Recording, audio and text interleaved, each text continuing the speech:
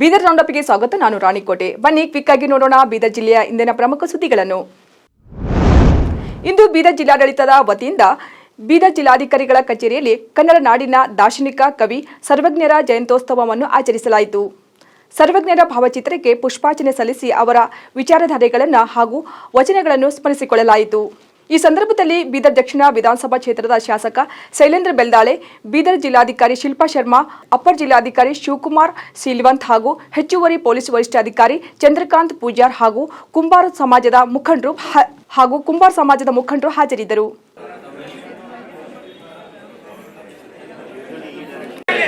ಕುಂಬಾರರಿಗೆ ಶ್ರೀಪತಿ ಕವಿ ಸರ್ವಜ್ಞನವರಿಗೆ, ಕುಂಬಾರ ಸಮುದಾಯಕ್ಕೆ, ಕುಂಬಾರ ಸಂಘಕ್ಕೆ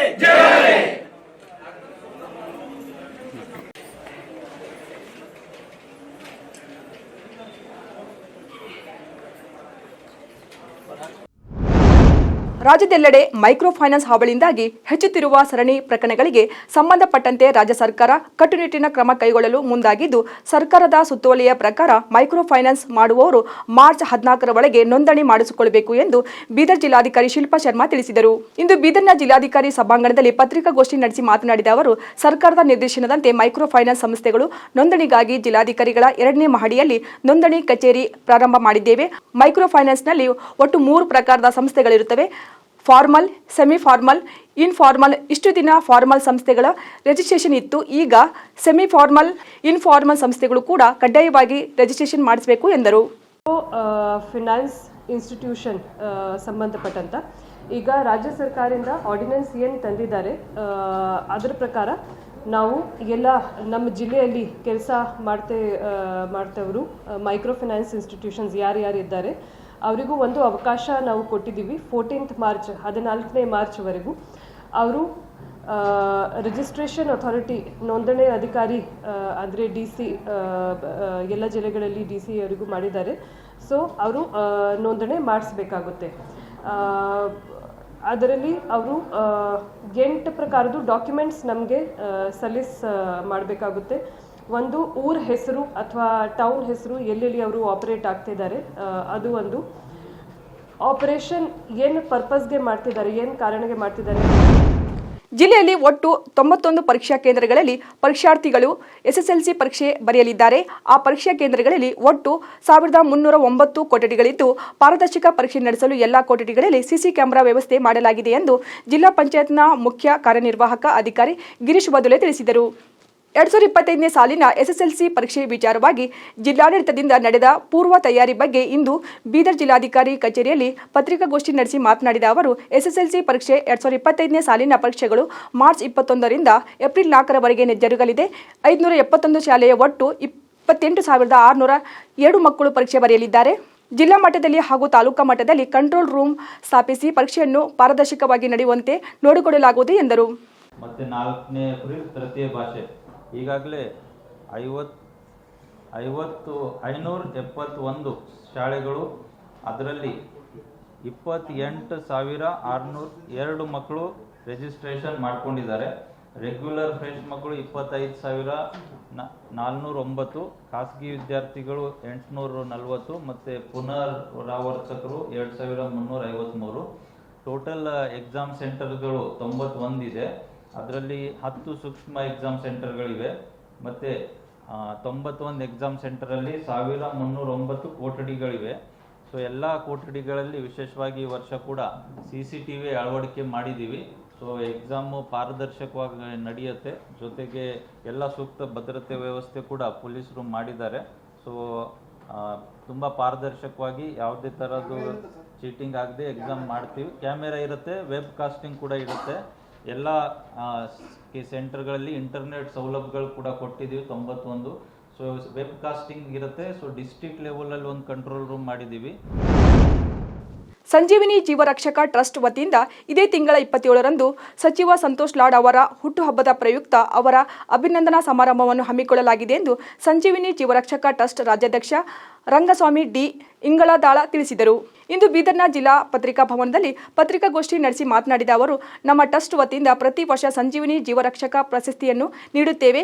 ಈ ವರ್ಷ ತುರ್ತು ಪರಿಸ್ಥಿತಿಯ ಸಂದರ್ಭದಲ್ಲಿ ಕಾರ್ಮಿಕ ಸಚಿವ ಸಂತೋಷ್ ಲಾಡ್ ಅವರ ಸೇವೆಯನ್ನು ಪರಿಗಣಿಸಿ ಈ ಬಾರಿ ಅವರಿಗೆ ಸಂಜೀವಿನಿ ಜೀವರಕ್ಷಕ ಪ್ರಶಸ್ತಿಯನ್ನು ನೀಡುತ್ತಿದ್ದೇವೆ ಹಾಗೂ ಅವರ ಹುಟ್ಟುಹಬ್ಬದ ಪ್ರಯುಕ್ತ ಇಡೀ ರಾಜ್ಯಾದ್ಯಂತ ಆಪ್ತರಕ್ಷಕ ದಿನವನ್ನು ಸಹ ಆಚರಿಸುತ್ತಿದ್ದೇವೆ. ದೇಶದ ಯಾವುದೇ ಮೂಲೆಯಲ್ಲಿ ಜನರು ಕಷ್ಟದಲ್ಲಿದ್ದಾಗ ಅಲ್ಲಿಗೆ ಹೋಗಿ ಅವರನ್ನು ರಕ್ಷಿಸುವ ಕೆಲಸ ಮಾಡುವ ಸಂತೋಷ್ ಲಾಡ್ ಅವರ ಸೇವೆಯನ್ನು ಪರಿಗಣಿಸಿ ನಮ್ಮ ಟ್ರಸ್ಟ್ ವತಿಯಿಂದ ಈ ಕಾರ್ಯಕ್ರಮವನ್ನು ಹಮ್ಮಿಕೊಳ್ಳಲಾಗಿದೆ ಎಂದರು. ನಾವು ಪ್ರತಿ ವರ್ಷದಂತೆ ಸಂಜೀವಿನಿ ಜೀವರಕ್ಷಕ ಟ್ರಸ್ಟ್ನಿಂದ ರಾಜ್ಯ ಮಟ್ಟದ ಒಂದು ಕಾರ್ಯಕ್ರಮನ ಮಾಡ್ತೀವಿ. ಆ ಕಾರ್ಯಕ್ರಮದಲ್ಲಿ ಮತ್ತೆ ನಾವು ಏನಂದರೆ ರಾಜ್ಯ ಮಟ್ಟದ ಪ್ರಶಸ್ತಿ ಘೋಷಣೆ ಮಾಡೋದಕ್ಕಿಂತ ನಮಗೆ ಈ ತುರ್ತು ಪರಿಸ್ಥಿತಿಗಳಲ್ಲಿ ಯಾರು ಸೇವೆ ಮಾಡಿರ್ತಾರೋ ಅಂಥವ್ರನ್ನ ಗುರುತಿಸಿ ಅವರ ಹೆಸರಿನಲ್ಲಿ ನಾವು ಸಂಜೀವಿನಿ ಜೀವರಕ್ಷಕ ಪ್ರಶಸ್ತಿ ಪ್ರದಾನ ಮಾಡ್ತೀವಿ. ಆ ಉದ್ದೇಶದಿಂದ ನಾವು ಈ ಬಾರಿ ಸಂತೋಷ್ ಲಾಡ್ ಸರ್ ಹುಟ್ಟಿದ ಹಬ್ಬದ ಪ್ರಯುಕ್ತ ನಾವು ಅಪತ್ರಕ್ಷಕ ದಿನಾಚರಣೆಯಾಗಿ ಆಚರಣೆ ಮಾಡ್ತೀವಿ ಸರ್. ಅಪತ್ರಕ್ಷಕ ದಿನಾಚರಣೆ ಯಾಕೆ ಆಯ್ಕೆ ಮಾಡ್ತೀರಾ ಮತ್ತು ಆ ರಾಜ್ಯ ಮಟ್ಟದ ಕಾರ್ಯಕ್ರಮಕ್ಕೆ ಏನು ಸಂಬಂಧ ಅಂದರೆ ಅವರಿಗೆ ಸಂಜೀವಿನಿ ಜೀವರಕ್ಷಕ ಪ್ರಶಸ್ತಿಗೆ ಅವ್ರನ್ನ ಆಯ್ಕೆ ಮಾಡೋದ್ರಿಂದ ನಾವು ಅವರಿಗೆ ಗೌರವಪೂರ್ವಕವಾಗಿ ಅವ್ರು ಹುಟ್ಟಿದ ಹಬ್ಬದ ದಿನದಿಂದ ನಮ್ಮ ಸಂಘಟನೆಯನ್ನು ಚಾಲನೆ ಮಾಡ್ತೀವಿ. ರಾಜ್ಯಾದ್ಯಂತ ಹೋಗಿ ನಮ್ಮ ಏನು ಜಿಲ್ಲಾ ಸಂಘಟನೆಗಳಿದ್ದಾವೋ ಅವ್ರಿಗೆ ಹೋಗಿ ತಿಳಿಸಿ ಅವ್ರನ್ನ ನಾವು ರಾಜ್ಯ ಮಟ್ಟದ ಕಾರ್ಯಕ್ರಮಕ್ಕೆ ಬರೋ ಹಾಗೆ ಮಾಡ್ತೀವಿ ಸರ್. ಆಮೇಲೆ ಸಂಜೀವಿನಿ ಜೀವರಕ್ಷಕ ಟ್ರಸ್ಟ್ನ ಜಿಲ್ಲಾ ಸಂಚಾಲಕ ರತ್ನದೀಪ್ ಕಸ್ತೂರೆ ಮಾತನಾಡಿ, ನಮ್ಮ ಟ್ರಸ್ಟ್ನ ವತಿಯಿಂದ ಹಮ್ಮಿಕೊಳ್ಳಲಾಗುತ್ತಿರುವ ಆಪ್ತರಕ್ಷಕ ದಿನದ ಕಾರ್ಯಕ್ರಮದಲ್ಲಿ ವಿವಿಧ ಕ್ಷೇತ್ರಗಳಲ್ಲಿ 15 ಜನ ಸಾಧಕರನ್ನು ಗುರುತಿಸಿ ಅವರಿಗೆ ಅಭಿನಂದಿಸುವ ಕೆಲಸವನ್ನು ಸಹ ಮಾಡುತ್ತಿದ್ದೇವೆ ಎಂದರು. ಇವಾಗ ಜಿಲ್ಲಾ ಮಟ್ಟದಲ್ಲಿ ಪ್ರಶಸ್ತಿಯ ಮಾನದಂಡಗಳಂದ್ರೆ ಪ್ರತಿಯೊಂದು ಕ್ಷೇತ್ರದಲ್ಲಿ ಒಬ್ಬೊಬ್ಬರನ್ನ ನಾವು ಆಯ್ಕೆ ಮಾಡ್ತಾ ಇದ್ದೀವಿ. ಶಿಕ್ಷಣ ಕ್ಷೇತ್ರ ಒಬ್ಬರು, ವೈದ್ಯಕೀಯ ಕ್ಷೇತ್ರ ಮತ್ತು ಕಾರ್ಮಿಕ ಕ್ಷೇತ್ರದಲ್ಲಿ ಯಾರು ಸೇವೆ ಆಯಾ ಕ್ಷೇತ್ರಗಳಲ್ಲಿ ಸಮಾಜ ಸೇವೆಯಲ್ಲಿ ಈ ರೀತಿಯಾಗಿ ಯಾರು ನಿಸ್ವಾರ್ಥವಾಗಿ ಮತ್ತು 2 ದಶಕಗಳಾಗಿರ್ಬೋದು 3 ದಶಕಗಳ ಅಂತ ಒಂದು ಹಿರಿಯರಿಗೆ ನಾವು ಗುರುತಿಸಿ ಅವರು ಪ್ರೇರಣೆ ಆಗಬೇಕು, ಯುವಕರಿಗೆ ಪ್ರೇರಣೆ ಆಗಬೇಕು, ಸಮಾಜಕ್ಕೆ ಪ್ರೇರಣೆ ಆಗಬೇಕು ಅಂತ ಒಂದು ಜನರಿಗೆ, ಅಂತ ಒಂದು ವ್ಯಕ್ತಿಗಳಿಗೆ, ನಿಸ್ವಾರ್ಥವಾಗಿ ಸೇವೆ ಸಲ್ಲಿಸಿದಂತ ವ್ಯಕ್ತಿಗಳಿಗೆ ನಾವು ಒಂದು ಪ್ರಶಸ್ತಿಗೆ ಆಯ್ಕೆ ಮಾಡ್ತೀವಿ. ಇಲ್ಲ, ಯುವಕರಿಗೂ ಕೊಡ್ತೀವಿ. ಯುವಕರಲ್ಲಿ ಯಾರು ಚಿಕ್ಕ ವಯಸ್ಸಿನಲ್ಲಿ ಅಗಾಧವಾದ ಸಾಧನೆ ಮಾಡಿದಾರಲ್ಲ ಅಂತವರನ್ನು ಕೂಡ ನಾವು ಆಯ್ಕೆ ಮಾಡ್ತೀವಿ. ಒಟ್ಟಾರೆ ಅವ್ರು ಇನ್ನೊಬ್ಬರಿಗೆ ಸ್ಫೂರ್ತಿ ಆಗಬೇಕು, ಈ ಸಮಾಜಕ್ಕೆ ಸ್ಫೂರ್ತಿ ಆಗಬೇಕು ಅಂತ ಜನರನ್ನು ನಾವು ಈ ಒಂದು ಪ್ರಶಸ್ತಿಗೆ ಆಯ್ಕೆ ಮಾಡ್ತೀವಿ. 15 ಕ್ಯಾಟಗರಿ ಮಾಡಿದ್ದೀವಿ. 15 ಕ್ಯಾಟಗರಿಯಲ್ಲಿ ಒಬ್ಬೊಬ್ಬರನ್ನು, ಒಂದು ಕ್ಯಾಟಗರಿಯಲ್ಲಿ ಒಬ್ಬೊಬ್ಬರನ್ನಾಗಿ ಆಯ್ಕೆ ಮಾಡ್ತೀವಿ. ಅದು ಬೀದರ್ ಜಿಲ್ಲೆಯ ಭಾಲ್ಕಿ ಪಟ್ಟಣದ ವಾರ್ಡ್ ನಂಬರ್ 27 ಕಲ್ಯಾಣಿ ಕಾಲೋನಿ, ಗೋಪಿನಗರ ಮತ್ತು ವಾರ್ಡ್ ನಂಬರ್ 10ರ ಕೊಹಿರೆ ಕಾಲೋನಿಯಲ್ಲಿ ಸಿಸಿ ರಸ್ತೆ ಮತ್ತು ಚರಂಡಿ ನಿರ್ಮಾಣಕ್ಕಾಗಿ ಸರ್ಕಾರದಿಂದ ಸುಮಾರು 1.30 ಕೋಟಿ ಅನುದಾನ ಮಂಜೂರಾಗಿದ್ದು, ಈ ಅನುದಾನದಡಿ ಸಿಸಿ ರಸ್ತೆ ಮತ್ತು ಚರಂಡಿ ನಿರ್ಮಾಣ ಕಾಮಗಾರಿಗೆ ಇಂದು ಬೀದರ್ ಸಂಸದ ಸಾಗರ್ ಖಂಡ್ರೆ ಭೂಮಿ ಪೂಜೆ ನೆರವೇರಿಸಿದರು. ಈ ಸಂದರ್ಭದಲ್ಲಿ ಸ್ಥಳೀಯ ಜನಪ್ರತಿನಿಧಿಗಳು, ಪಾಲಿಕೆಯ ಸದಸ್ಯರು ಹಾಗೂ ಸಾರ್ವಜನಿಕರು ಉಪಸ್ಥಿತರಿದ್ದರು. ಉತ್ತರ ಪ್ರದೇಶದ ಪ್ರಯಾಗ್ರಾಜ್ದಲ್ಲಿ ನಡೆಯುತ್ತಿರುವ ಮಹಾಕುಂಭಮೇಳದಲ್ಲಿ ಬಸವಕಲ್ಯಾಣ ವಿಧಾನಸಭಾ ಕ್ಷೇತ್ರದ ಬಿಜೆಪಿ ಪಕ್ಷದ ಕಾರ್ಯಕರ್ತರು ಬಸವಕಲ್ಯಾಣ ಶಾಸಕ ಶರಣು ಸಲಗಾರ್ ಅವರ ಭಾವಚಿತ್ರವನ್ನು ಹಿಡಿದು ತ್ರಿವೇಣಿ ಸಂಗಮದಲ್ಲಿ ಸ್ನಾನವನ್ನು ಮಾಡಿ ಅವರ ರಾಜಕೀಯ ಜೀವನ ಉಜ್ವಲವಾಗಲೆಂದು ಪ್ರಾರ್ಥಿಸಿದರು.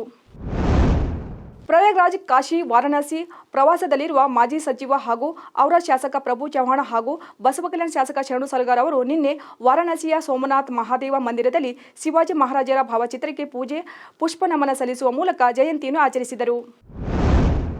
ಆಸ್ಪತ್ರೆಗೆ ಬರುವ ಸಾಮಾನ್ಯ ಹಾಗೂ ಬಡ ರೋಗಿಗಳಿಗೆ ಅಗತ್ಯ ತುರ್ತು ಔಷಧಿಗಳನ್ನು ಲಭ್ಯವಾಗುವಂತೆ ಆರೋಗ್ಯ ಅಧಿಕಾರಿಗಳು ನಿಗಾ ವಹಿಸುವಂತೆ ಬೀದರ್ ಜಿಲ್ಲಾಧಿಕಾರಿ ಶಿಲ್ಪಾ ಶರ್ಮಾ ತಿಳಿಸಿದರು. ಬೀದರ್ ನಗರದ ಚಿದ್ರಿ ಕಾಲೋನಿಯ ಪ್ರಾಥಮಿಕ ಆರೋಗ್ಯ ಕೇಂದ್ರಕ್ಕೆ ಭೇಟಿ ನೀಡಿ ಹೊರ ರೋಗಿಗಳೊಂದಿಗೆ ಚರ್ಚಿಸಿದರು. ಹಾವು ಕಡಿತಕ್ಕೆ, ನಾಯಿ ಕಡಿತಕ್ಕೆ ಸೇರಿದಂತೆ ತುರ್ತು ಔಷಧಿಗಳನ್ನು ಲಭ್ಯವಾಗುವಂತೆ ನಗರ ಪ್ರಾಥಮಿಕ ಆರೋಗ್ಯ ಕೇಂದ್ರಕ್ಕೆ ವೈದ್ಯಾಧಿಕಾರಿ ಡಾ ಶಿವಶಂಕರ್ ಟಿ ಅವರಿಗೆ ಸೂಚಿಸಿದರು. ಮಹಾಶಿವರಾತ್ರಿ ಅಂಗವಾಗಿ ಪ್ರಜಾಪ್ರೀತ ಬ್ರಹ್ಮಕುಮಾರಿ ಈಶ್ವರೀಯ ವಿಶ್ವವಿದ್ಯಾಲಯದ ವತಿಯಿಂದ ನಾಳೆಯಿಂದ 3 ದಿನಗಳ ಕಾಲ ಜೀವನೋತ್ಸವ, ಪ್ರವಚನ ಮಾಲೆ ಹಾಗೂ ವಿಶೇಷ ಉಪನ್ಯಾಸ ಕಾರ್ಯಕ್ರಮವನ್ನು ಹಮ್ಮಿಕೊಳ್ಳಲಾಗಿದ್ದು, ಆ ಕಾರ್ಯಕ್ರಮದ ಭಾಗವಾಗಿ ಇಂದು ಪ್ರಜಾಪ್ರೀತ ಬ್ರಹ್ಮಕುಮಾರಿ ಈಶ್ವರೀಯ ವಿಶ್ವವಿದ್ಯಾಲಯದ ಕೇಂದ್ರದಿಂದ ಬೀದರ್ ನಗರದ ಮುಖ್ಯ ಬೀದಿಗಳಲ್ಲಿ 12 ಜ್ಯೋತಿರ್ಲಿಂಗಗಳ ಪ್ರದರ್ಶನ ಕಾರ್ಯಕ್ರಮವನ್ನು ಹಮ್ಮಿಕೊಳ್ಳಲಾಯಿತು.